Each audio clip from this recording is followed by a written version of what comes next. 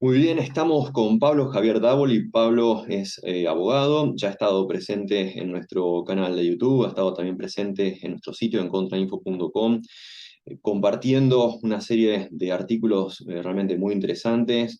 Él además es profesor en cátedras referidas al derecho, como por ejemplo filosofía del derecho, sociología del derecho, ciencia política, derecho político.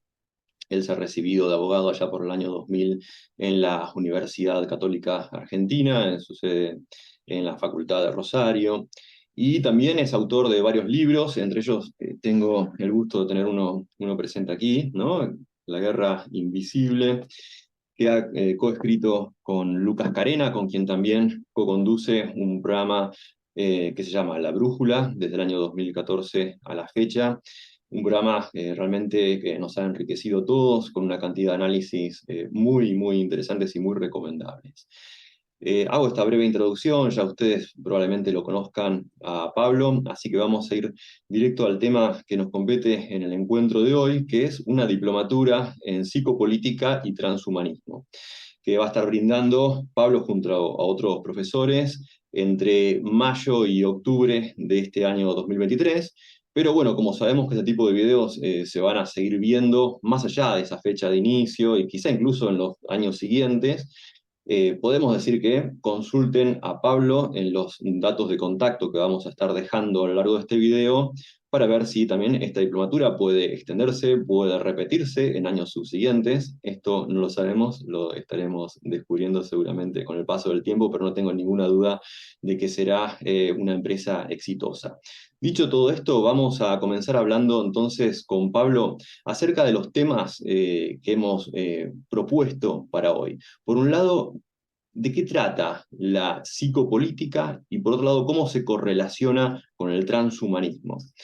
Pablo, ¿cómo estás? Contanos un poco entonces acerca de qué es esto de la psicopolítica. Bueno, Fausto, buenas noches ante todo, buenas noches a vos y por tu intermedio a todo el público de este canal, de Contrainfo, todos los lectores de Contrainfo. Muchísimas gracias por la invitación, para mí es un placer estar aquí reunido, si bien virtualmente, reunido al fin y al cabo contigo, entablando este diálogo. Mirá, la diplomatura, como bien la presentaste, es en efecto de psicopolítica y transhumanismo y es una diplomatura que va a durar 6 meses que vamos a realizar en el marco de la Universidad Abierta Interamericana, la UAI, y más específicamente de la Facultad de Derecho y Ciencia Política de dicha universidad. Concretamente, vos me preguntabas por la psicopolítica específicamente, podríamos definirla de manera sumaria, de manera rápida y resumida, como la técnica de la manipulación y el control de los estados anímicos, las ideas y opiniones, las pulsiones de orden instintivo, los deseos, los sentimientos, las emociones y finalmente el comportamiento de terceros. Y puede tratarse de un grupo pequeño o de una sola persona o eventualmente el blanco de esta técnica, el objeto y al mismo tiempo blanco y víctima de esta técnica puede ser una sociedad entera o varias o varias. Con lo cual, imagínate que estamos entrando en un terreno en donde lo que se ve bajo ataque, concretamente, es la libertad, y a través del ataque a la libertad, lo que queda puesto en tela de juicio es la dignidad de la persona humana. Entendemos que es una estrategia de control que lógicamente provee a la masificación, a la generación del hombre masa, a la conversión del hombre en hombre masa, y desde luego tiene en esos contextos, en los contextos de sociedad de masas, como son los contextos de las sociedades modernas, estas técnicas tienen la posibilidad de, digamos, explayarse plenamente, es decir, de tener plena efectividad. De ahí la actualidad, la vigencia y también la acuciante y urgente importancia de este tema, por lo menos desde nuestro modesto punto de vista. Ujú. Bueno, recordemos los trabajos de Walter Lippmann, ¿no? O Edvard Bernays acerca de justamente este tipo de temas, ¿no? Cómo manipular al hombre masa, ¿no? Este hombre masa del que hablaba José Ortega y Gasset. Y cómo esto que se planteó tan prontamente como principios del siglo XX, actualmente no solamente sigue teniendo una enorme vigencia, sino que además de eso se ha sofisticado enormemente y se ha perfeccionado. Son técnicas que hoy en día, lamentablemente, el poder las ha perfeccionado de modo tal de sujetarnos a todos. Esto parece el Señor de los Anillos de Tolkien, ¿no? Cuando se habla de un anillo para dominarlos a todos. Bueno, acá hay una serie de técnicas que tienen que ver con esto de la psicopolítica para justamente manipular a las distintas sociedades, cada una con sus idiosincrasias, pero más allá de eso, bueno, justamente, a ver, esto estamos pensando un poco en voz alta, ¿no? Pero se han dedicado a limar las diferencias y las idiosincrasias de cada una de las sociedades precisamente para quitarles las defensas frente a este tipo de técnicas, de modo de homogeneizar a nivel global a los distintos pueblos y poder manipularlos cada vez más fácil, ¿no? Al mismo tiempo, individualizando a la persona, o sea, transformándola en un mero individuo despojado de toda su raigambre cultural, sociohistórica, religiosa, e incluso familiar, y ya para introducirnos un poquito en lo que es el transhumanismo, a futuro despojar a la persona de su propio cuerpo, ¿no? Por eso te preguntaba cómo se relaciona una cosa con la otra, cómo se relaciona la psicopolítica por un lado y el transhumanismo como proyecto de largo plazo por el otro.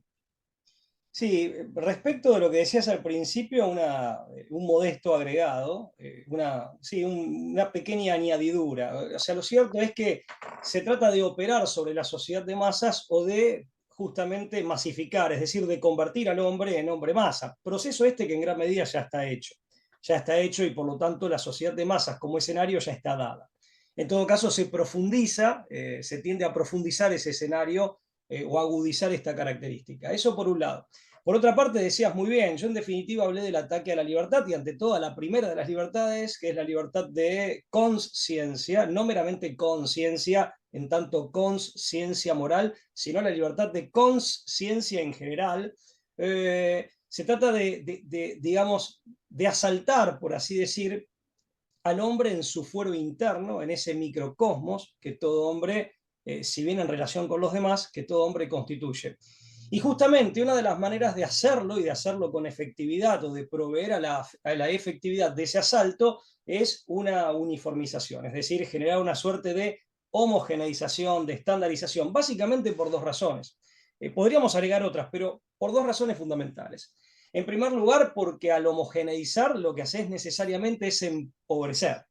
Y al empobrecer, y hasta te diría, utilizando una terminología de un profesor que tuve en el secundario, con quien después tuve largas charlas, el profesor Daloisio, aquí en Rosario, al empobrecer lo que haces es desertificar, con lo cual derrumbás los mecanismos de defensa, el sistema inmune que toda persona tendría en resguardo de su propia originalidad, de su propia autonomía y de todo aquello potencial para desarrollar en beneficio propio y de la comunidad, se ve como depreciado. Mejor dicho, se ve depreciado.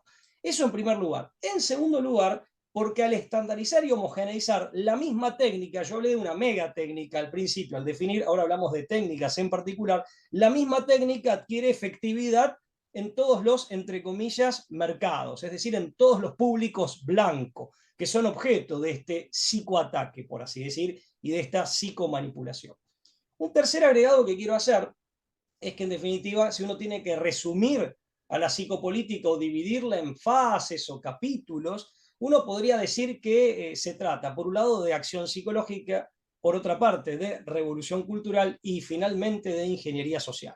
Mediante un cúmulo sistemático, una multiplicidad sistemática de acciones psicológicas, se puede generar una suerte de revolución cultural como paso previo a una suerte de suplantación de lo preexistente que ha quedado anquilosado, desbaratado, y a esto le llamamos ingeniería social. Y así se genera una suerte de parodia leviatánica en términos hobbesianos del orden social. Una parodia, un remedo leviatánico invertido del auténtico orden social que como tal es justo, respetuoso de la libertad y encaminado al bien común. Dicho esto, ahora paso a lo del transhumanismo.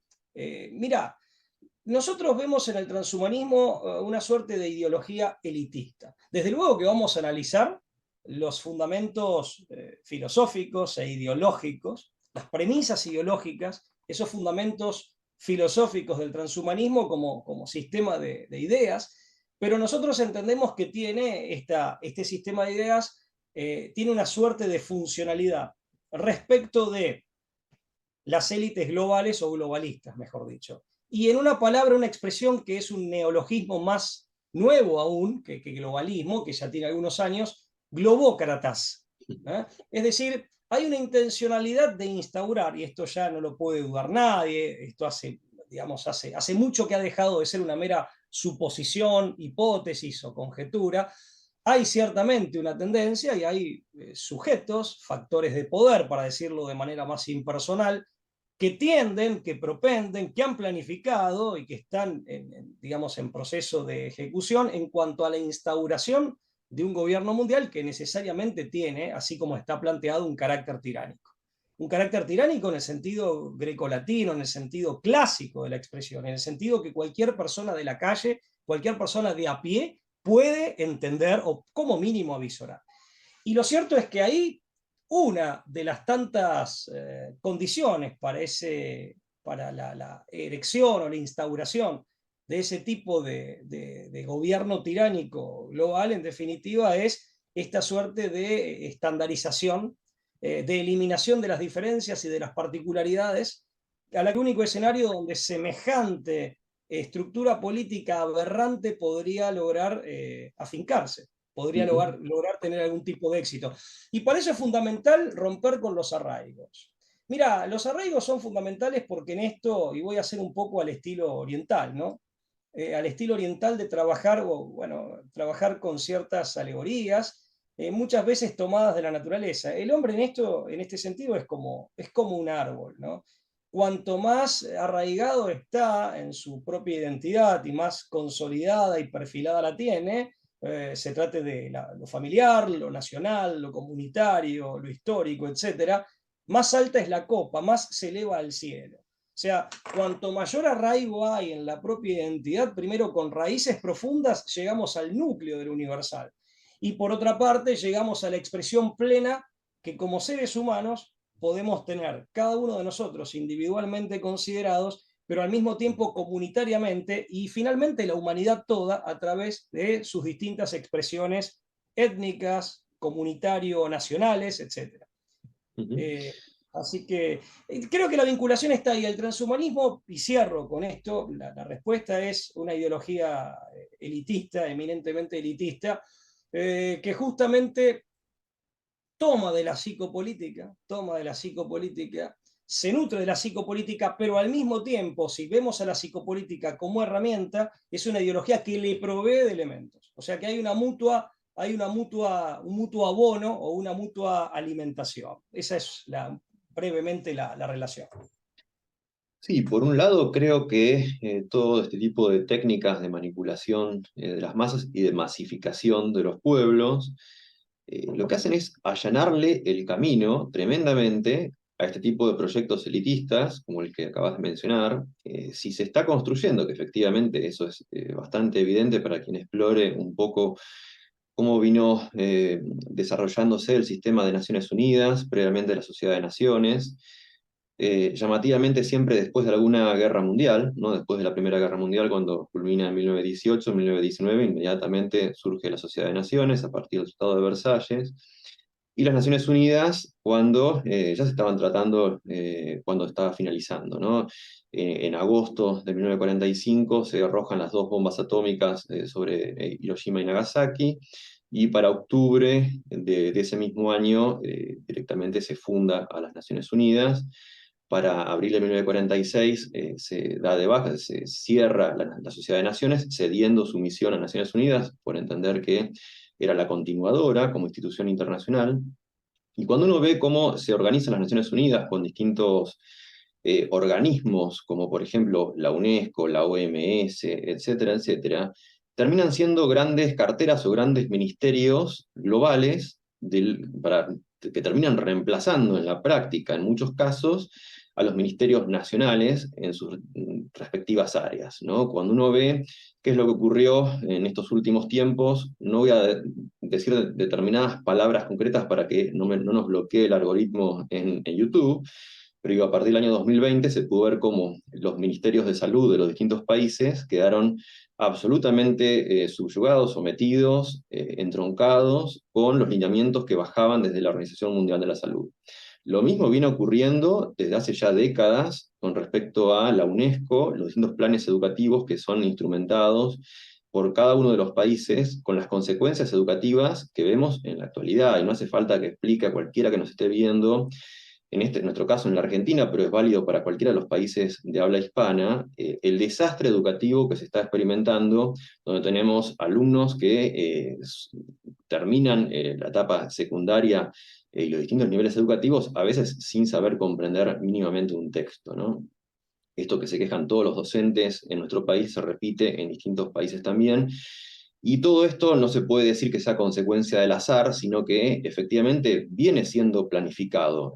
Quienes diseñan las distintas programaciones curriculares lo hacen con total intencionalidad. Digo, acá no hay ingenuidades. Podrá verlas en estratos inferiores de aplicación de ese tipo de diseños curriculares, pero no en aquellos capitostes que a nivel internacional son los encargados de construirlos. Las Naciones Unidas vienen financiando, por ejemplo, a través de la Agenda 2030, una cantidad de lineamientos que se aplican a rajatabla en todos los países, bajo distintas condiciones, bajo distintos nombres, pero es muy raro el país que pueda correrse o desplazarse un poco de ese tipo de propuestas. Y cuando así lo hacen son terriblemente castigados, ¿no? Así que bueno, ese es un poco lo que está aconteciendo a nivel de la construcción de un gobierno mundial, que actualmente tenemos el prototipo, entonces, que efectivamente funciona como tal las Naciones Unidas, y que esperemos que no ocurra, pero así como ocurrió a partir de la finalización de la Primera y la Segunda Guerra Mundial, una nueva vuelta de tuerca dentro de esta organización global de poder, de distribución del poder, del control del poder global. Si llegara a ocurrir, como muchos consideran que ya está ocurriendo, una tercera guerra mundial, que culminara de la peor manera, ¿no? Con un enfrentamiento que pudiera ser de naturaleza incluso nuclear, bueno, quizá termine siendo, conformándose así, la excusa perfecta para terminar de instrumentar un gobierno mundial, no solamente de facto, como se viene viendo en la actualidad, sino también de jure, ¿no? Y para poder hacer todo esto, evidentemente tienen que ser arrasadas todos los distintos pueblos con sus particularidades nacionales. Esto es muy evidente porque de lo contrario es muy difícil personalizar cada uno de estos lineamientos y estas agendas si tenemos pueblos muy distintos entre sí. En cambio, cuando tenemos masas homogeneizadas a lo largo y ancho del mundo, bueno, resulta mucho más sencillo hacerlo. Así que eso creo que también complementa un poco todo esto que nos estás relatando.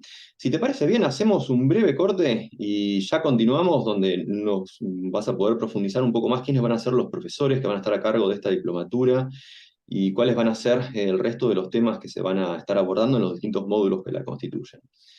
Hacemos así, Perfecto, vamos a un corte y ya enseguida volvemos. muy bien.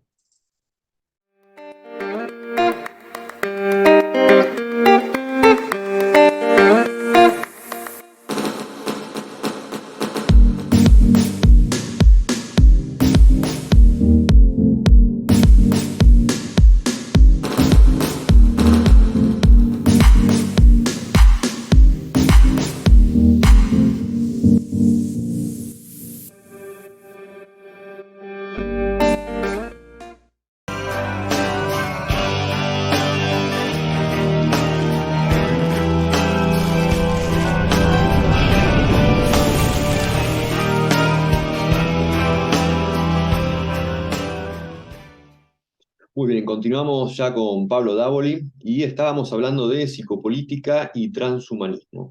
Contanos un poco más acerca de estos temas que va a estar abordando en la diplomatura que se va a estar ofreciendo en estos tiempos, ya a partir de entre mayo y octubre de 2023.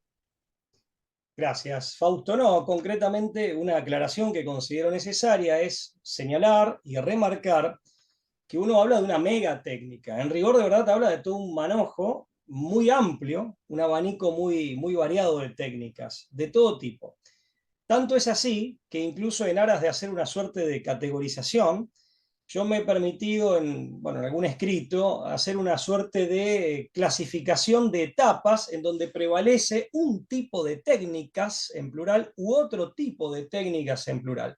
Y esto ya nos da una idea o nos insinúa cuán complejo es el tema. O sea, no se trata de una técnica en particular, sino de muchísimas y de diverso tipo. Por eso la psicopolítica se nutre, digamos, de una fuente que es eminentemente multi e interdisciplinar y termina siendo transdisciplinar.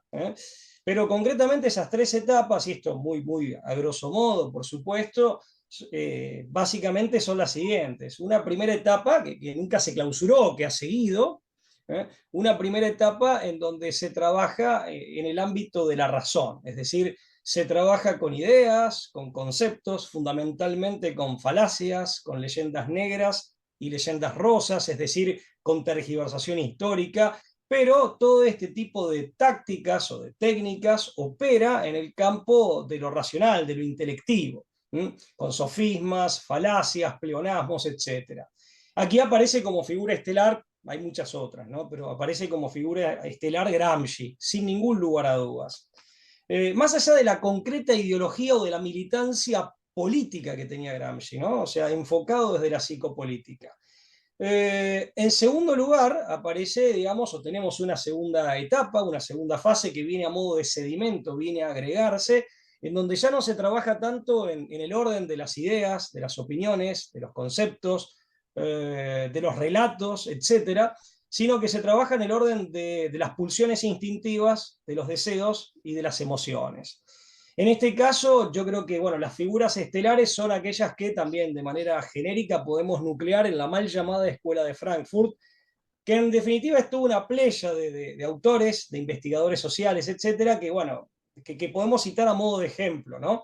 Y muchísimos otros que no pertenecieron a la Escuela de Frankfurt, pero fundamentalmente ahí encontramos el núcleo duro de esta segunda etapa o los exponentes principales de esta segunda etapa. Y la tercera etapa que viene a agregarse es la más vinculada al transhumanismo, sin ningún lugar a dudas, si no en vano es la más nueva, aunque no del todo nueva, tiene exponentes de la década del 50 como Julian Huxley, por ejemplo, el hermano de Aldous, pero que es el que acuña el término transhumanismo, pero en definitiva es la etapa, yo le llamo fisiológica, es decir, físico-orgánica, en donde el asalto a nuestra psique, diría Platón, el asalto a nuestra estructura psíquica y finalmente a nuestra conciencia y a nuestro comportamiento, a nuestra conducta, es un asalto a través del cuerpo.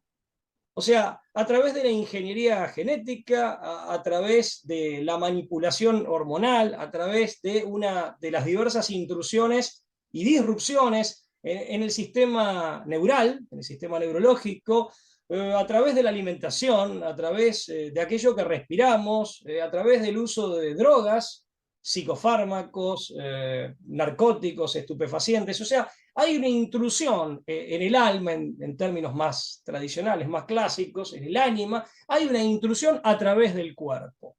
Lo que se compadece con el paradigma materialista propio también de quienes promueven este tipo de psicopolítica y al mismo tiempo hoy son transhumanistas y hasta poshumanistas. Porque en rigor de verdad, fíjate vos que, y culmino con esto, en definitiva, desde toda visión materialista, más allá de los planes estratégicos de dominación y del afán de la dominación, pero más allá de eso, desde toda visión materialista, la libertad humana y la dignidad humana quedan invisibilizadas. Y cuando atacás a la libertad, atacás la dignidad y atacás, también se ve afectada la dignidad, no solo por el ataque a la libertad, sino porque al ser atacada la libertad, quedamos imposibilitados para el despliegue pleno de nuestra vocación existencial, de aquello que en definitiva da sentido a nuestra vida, y para forjar las virtudes. O sea, se forja la virtud en la libertad, y la libertad sirve para forjar la virtud. Se despliega una vocación existencial en beneficio propio y de la comunidad toda, junto con los demás, con libertad personal, y de ese despliegue la libertad se ve consolidada en la medida de la efectividad de ese despliegue. Atacada la libertad, se ataca a todo lo demás, no hay bien común posible, no hay bien personal posible y desde luego hay ofensa a la dignidad humana. Esa es, a grandes rasgos, el enmarcamiento también ético que nosotros hacemos de la temática, y lo quería dejar aclarado. Ujú.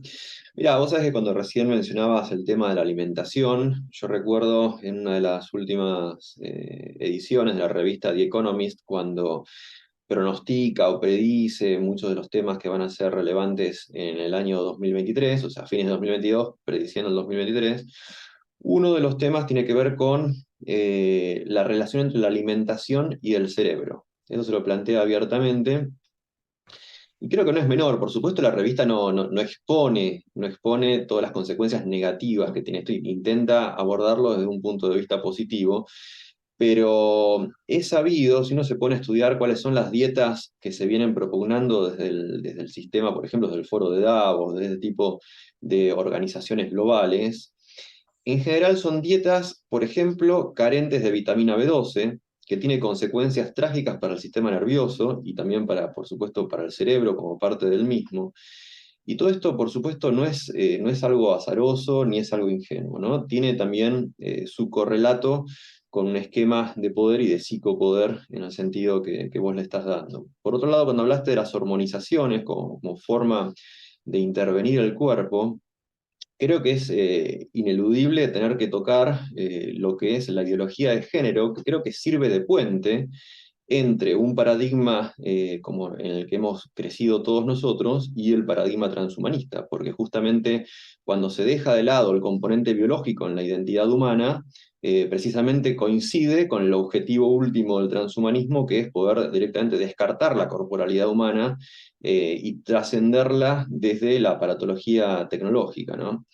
Así que, bueno, seguramente van a ser temas que van a estar siendo tocados en esta, y explicados, ¿no? En esta diplomatura que no dudo que va a ser de mucho encomio y además de, bueno, es una ocasión única en nuestro país para tocar este tipo de temas a nivel universitario, con lo cual, bueno, desde ya mis felicitaciones a vos, a Lucas, Carena y al resto de los profesores. Contanos un poco te van a estar acompañando, quiénes van a ser los profesores que van a estar dando las clases en esta diplomatura. Bueno, muchas gracias una vez más. Mirá, los profesores básicamente somos Lucas, Carena y yo. Nos menciono en primer lugar simplemente porque somos los locales, simplemente por eso, porque somos de Argentina nada más y bueno, muy probablemente tu público nos conozca por el programa La Brújula. Eso es el único motivo de la mención digamos, en un primer lugar. Pero lo cierto es que estamos acompañados por profesores de elevadísima talla. En el caso de dos son españoles, concretamente Felipe Botalla y Javier Nicolás. Son dos profesores españoles que, como decía, tienen una gigantesca estatura intelectual y una enorme trayectoria profesional. Ahora me voy a explayar al respecto. Y de Perú, Giovanni Peiral. En cuanto a a Felipe Botalla, me gustaría, bueno, tiene un currículum muy frondoso, es ciertamente ímprobo resumirlo brevemente, resumirlo, digamos, en pocos minutos, pero podemos decir de Felipe que es experto en marketing, es profesor de marketing en distintas universidades y ha sido consultor de decenas de empresas de envergadura multinacional, algunas muy importantes en España y otras realmente muy importantes a nivel mundial. Es profesor de marketing, es experto en ventas, en investigación de mercados y en comunicación. Y ha sido profesor, de hecho, en algunas de estas casas de altos estudios es profesor en la Universidad de Navarra, en la Escuela de Negocios Caixanova de Vigo, Orense, en la Universidad de Lleida, en la Universidad de Barcelona, en la Universidad La Salle de Barcelona, en la Universidad de Anahuac en México, etcétera. Insisto, es un currículum muy frondoso, muy difícil de resumir. Y bueno, es así como dije que es experto en marketing, en ventas, en análisis de mercado y en comunicación, también es doctor en administración de negocios. Tiene un doctorado en Business Administration, concretamente, bueno, en Cambridge, en Inglaterra. O sea que estamos hablando de una persona bueno, de una gran trayectoria y de nutridos antecedentes. En cuanto a Javier Nicolás, también español, desde ya que son todos autores de libros, ¿no? Esto lo dejo ya aclarado respecto de todos. Es doctor en Historia Contemporánea, es máster en Sociología y Ciencias Humanas, ha escrito muchísimos libros sobre arte, historia del arte, culturas comparadas, ha trabajado como periodista y corresponsal del periódico El Mundo, de Soria, ha tenido programas de radio, Radio María, por ejemplo, ha impartido conferencias y seminarios desde San Francisco, en Estados Unidos, Tokio, Oakland, en Estados Unidos, New York, Solingen, Toulouse en Francia, Wellington, perdón, Lyon en Francia, Navarra, Santiago de Chile, Madrid e incluso en la Antártida. Este es un detalle interesante. Cuando me pasó su currículum me llamó poderosamente la atención. Pero el currículum de él habla de centenares de conferencias. Bueno, y he mencionado algunas de las ciudades.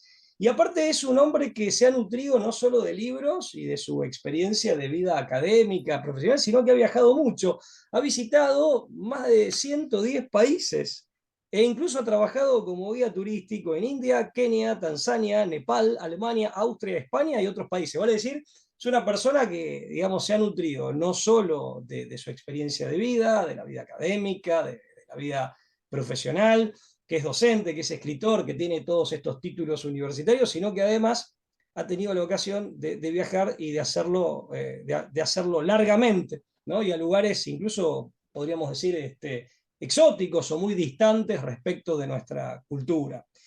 En cuanto a Giofiani Peirano, es máster él es licenciado en Ciencias Políticas, es máster en Relaciones Internacionales y es, entre otras cosas, es profesor en distintas universidades en Perú, en nivel de grado y posgrado, pero uno de sus galones más destacables, y bien merecido por cierto, es que es el presidente del CEPLAP, del Centro de Estudios de Planificación Estratégica del Perú, que depende directamente de la presidencia del Perú, de la presidencia de su país. Así que es un hombre, digamos, también con una trayectoria profesional, siendo un hombre relativamente joven, es un hombre de 40 cortos años, destacable, muy destacable. Bueno, y modestamente, ahora sí, Lucas Carena es licenciado en Comunicación Social, es magíster en Periodismo y Medios, bueno, ha escrito diversos libros y bueno, es con quien tengo el gusto de compartir la brújula. Esta es insisto, una presentación muy breve de mi amigo, de mi gran amigo y compañero Lucas. Y en cuanto a quien les habla, Pablo Dauli, también una presentación muy breve. Si quieren, desde luego puedo poner los currículums de todos a disposición. Soy abogado, soy profesor de filosofía del derecho, de sociología del derecho, de derecho constitucional, de derecho político, de formación del pensamiento jurídico político, entre otras materias. También he escrito varios libros, ejerzo mi profesión de abogado, de manera que, bueno, también brevemente esa es mi presentación. Y desde luego a todos nos une, entre otras, nos une el interés y la preocupación por esta temática. Así que, bueno, Fausto, esta es la breve presentación que puedo hacer de nosotros, de este equipo docente. Bien, quienes quieran anotarse en esta diplomatura, una vez que ya esta diplomatura haya comenzado, ¿cómo puede comunicarse con vos? ¿Cómo puede acercarse a ustedes? ¿Cómo puede interiorizarse acerca de si se va a repetir o no en algún momento en el futuro? Contanos cómo se contacta la gente con ustedes. No, bueno, concretamente, en mi caso, mi correo electrónico personal es pablodavoli@hotmail.com. Mi apellido se escribe con B corta, y si no, tengo entendido que ha salido publicado el flyer de la diplomatura. Ahí aparece un correo electrónico de contacto de extensión universitaria de la Universidad Abierta Interamericana, que es el ámbito institucional que ha acogido esta diplomatura y en cuyo ámbito se realiza. Que, bueno, lo digo, es y.extensionrosario@y.edu.ar. De todas formas, figura ahí en el flyer. Y también hay un número telefónico de móvil, de celular, para contactarse por WhatsApp. Así que también ahí, temo decirlo mal, no lo tengo presente, no lo tengo a la vista, así que me remito Sí. al flyer. No hay problema, lo vamos a estar pasando acá en los zócalos de este programa, así que en eso no te preocupes. Bueno, Pablo, espero que esto efectivamente se pueda repetir en próximos años, que sea un inicio de una cantidad de estudios que se puedan realizar en nuestro país, en la Argentina, con disponibilidad, bueno, para hacerlo a distancia por personas de habla hispana de toda Iberoamérica, ¿sí? Un poco haciendo un buen uso de lo que nos permite la tecnología, de modo tal de que estos temas que en general no venían siendo tratados en el ámbito académico, sí venían siendo cubiertos por distintos libros de distintos autores. Bueno, por ejemplo, recuerdo lo de Miklos Lukács, Daniel Stulin, etcétera, etcétera. Pero por lo menos en la Argentina yo no recuerdo que alguna universidad lo haya abordado. Lo que Sí. pasa es que, una breve aclaración, Mm. justamente como se trata de una técnica o de una mega técnica de gigantesca complejidad, pero técnica al fin y técnica de dominación, es una metodología de dominación, muchas veces falta la suspicacia para abordar y reunir estos conocimientos desde esa perspectiva. Eso en primer lugar. Y en segundo lugar, al nutrirse de distintas ciencias, al tener toda esta base de la que se nutre, que es tan multi e interdisciplinaria, digamos, hay gente que tiene estos conocimientos, no los vincula con ninguna técnica de dominación, pero aparte los tienen de manera fragmentada. Por ejemplo, Lucas, que no lo mencioné antes y aprovecho para mencionar esto ahora, Lucas es docente, entre otras cosas de oratoria, pero aquí quería resaltar de psicología social. Los experimentos de psicología social muchas veces son conocidos en carreras de psicología, psicología social y sociología.